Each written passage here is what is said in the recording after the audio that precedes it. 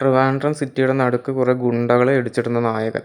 നാട്ടുകാരും മീഡിയയും അടിയുടെ ലൈവ് കവറേജ് എടുക്കുന്നു. എന്നിട്ടും പോലീസിന് നായകനെ അറസ്റ്റ് ചെയ്യാൻ അവിടെ വരാൻ പറ്റുന്നില്ല. കേരള പോലീസിനെ ഇത്ര മണ്ടന്മാരായി കാണിക്കുന്ന വേറെ സിനിമ ഉണ്ടോയെന്ന് സംശയമാണ്. ഐ നോബഡിയുടെ രണ്ടാം പകുതിയിൽ കുറേ അബദ്ധങ്ങളുണ്ടായെന്ന് മിക്ക ആൾക്കാർക്കും തോന്നിയിട്ടുണ്ട്. നന്നായി പോയിക്കൊണ്ടിരുന്ന സിനിമ രണ്ടാം പകുതിയിൽ വെറും ഒരു അടിപ്പടമായി മാറിയെന്നാണ് പലരും പറയുന്നത്. ഇതിലെ മെയിൻ കുറച്ച് പോരായ്മകൾ നോക്കാം. 1. മൊണ്ണേഷ് കുമാർ പോലീസുകാർ. വാർത്തകളിൽ വൈറലായിട്ട് നിൽക്കുന്ന രാജീവിനെ തപ്പി നടക്കുന്ന പോലീസ്. എന്നാൽ അയാളുടെ ഫോൺ ട്രാക്ക് ചെയ്യാൻ പോലും അവർ നോക്കുന്നില്ല.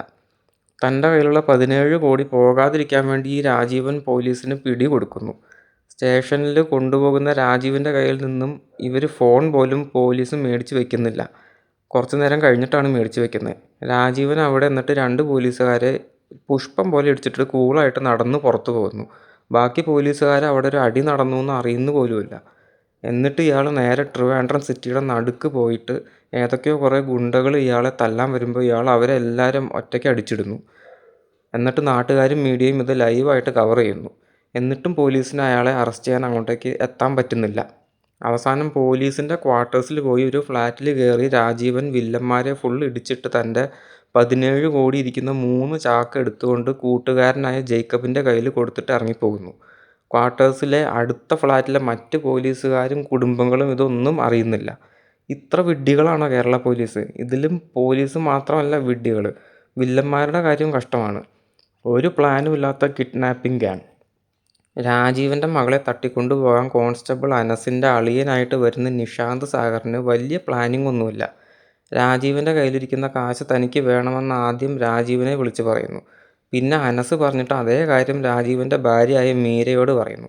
മീരയാണെങ്കിൽ പോലീസിൻ്റെ അടുത്താണ് ഇരിക്കുന്നത്. പോലീസിന് ഇത് മൊത്തം കേൾക്കാം. കൂടാതെ ഈ മീര ഇത് നേരെ ചെന്ന് മീഡിയയോട് വിളിച്ച് പറയുന്നു. അതോടെ ആരും അറിയാതെ കാശ് രാജീവിൻ്റെ കയ്യിൽ നിന്നും കിട്ടുമെന്നുള്ള പ്ലാൻ കംപ്ലീറ്റ് അങ്ങ് പൊളിയുന്നു.